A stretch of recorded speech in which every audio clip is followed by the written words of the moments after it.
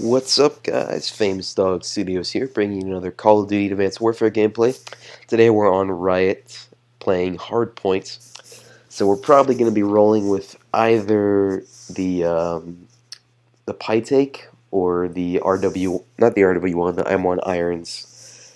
Now, you may be thinking, the pytaek, that gun's garbage. Why are you using that? Well, it's actually not garbage. It's actually pretty friggin' good. And that's why I'm going to show you. We're not going to use the M1 irons gameplay if we want to have some fun with a different sort of. Now, if you weren't aware, and if you didn't watch my earlier video, you would know that the pytaek has recently been buffed. And what the buff did is it increased its 3-shot potential. And of course, there's nothing we can do about a panic knife, so don't let that be an example of this gun. But it has a much higher 3-shot potential now. It looks like this guy. And as you can see, we are cleaning up unless we get grenaded. But it's a formidable weapon. It was a formidable weapon before purely because it has the potential to reach 0 recoil. And the downside to that is that you have to fire a few shots before it can. But I usually solve that problem by just slapping on a suppressor, and that way my shots don't ever show up.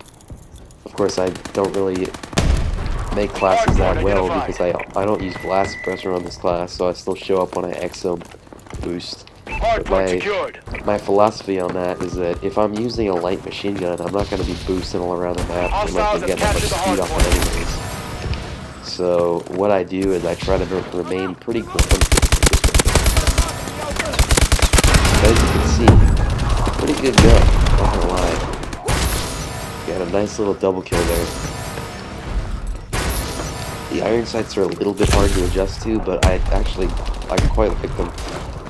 They're very unique iron sights, and I love how it opens up when you aim down the sights. It's pretty original.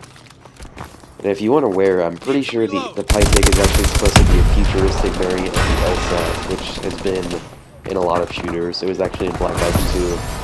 One of my favorite weapons, actually. I've always been a big fan of LMGs and assault rifles, like most people who play the game. Got outclassed by the LMG there. The melee has always been a good gun. People just don't gravitate towards it because it's not a Bal 27, it's not an assault rifle or a submachine gun. But it is very good. Downside to LMGs in this game is that they're very heavy, and as an effect of that, you move very slowly. One of the main things you want in this game is to be able to move quickly when you need to.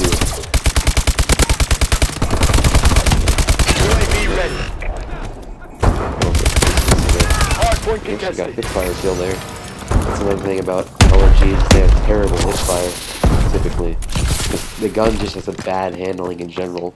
It's kind of what defines it, but what it does have is a large magazine, typically a large fire rate or high damage, and LMGs usually don't have that good of accuracy, but in this game, that's quite the contrary. As long as you've got a foregrip on these guns, they're not going to be kicking a whole lot unless you throw on a rapid fire. I'm actually using a variant of the pytaek too that has increased fire rate, and it's pretty good because it's not quite as it doesn't kick quite as much as a rapid fire, but you still get that extra DPS with the fire rate.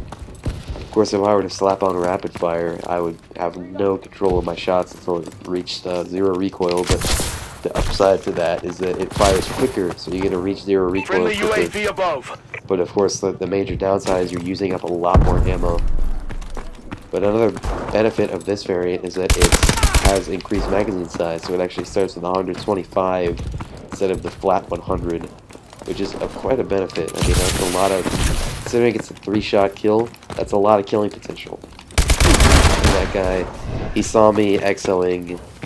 He saw my exo on the map, and he tried to circle back around, and he's able to kill me. The M1 Irons Kimbo is probably unchallengeable in close range unless the person you're playing against has absolutely no accuracy, or you're using M1 Irons and you're better than the other player. But they are extremely good at close range. I mean, it's a bit ridiculous because You can pull both your triggers at once and you can kill the person almost instantaneously if you hit both your shots. I feel like there may be a nerf to that in the future, but I really hope there isn't, because that's one of the only things the M1 is going for. It's fast time to kill. It does have a very low magazine size, so the killing potential is not overly high, because realistically, you're not gonna land all your shots. That guy tried to 360 me, not in my house, buddy. We're currently winning by quite a bit. In fact, we've almost got the game wrapped up. It's nice to have a win instead of a loss for once. With untakeable weapons. I've always had a strange track record of performing pretty well with unusual guns. Like I had one game where I was almost at a nuke with the M14, which is saying something. Actually, the closest I've ever gotten to a nuke with the IMR. But as you can see here, when our fire rate equals out, we can just hold down the trigger and hose down the enemy. Even though we didn't kill him, we kept him suppressed for quite a bit, enough to ensure our safety. We may not survive this one though. I hope we did. Oh, better go prone, because we're not going to survive that. Of course, this is going to help too. 14-7 is not bad with the pytaek, and we're about to win too. This game goes to 250 and we're at 243. And our teammates definitely want to win if they're staying in the hard point, so let's go for the win. We're going to do it now. Alright, that's a pretty good game for us. 14-7 with the pytaek. I don't think I had any captures, but my score is still pretty decent, 19-20. So if you enjoyed the video, please be sure to like, favorite, comment, and or subscribe.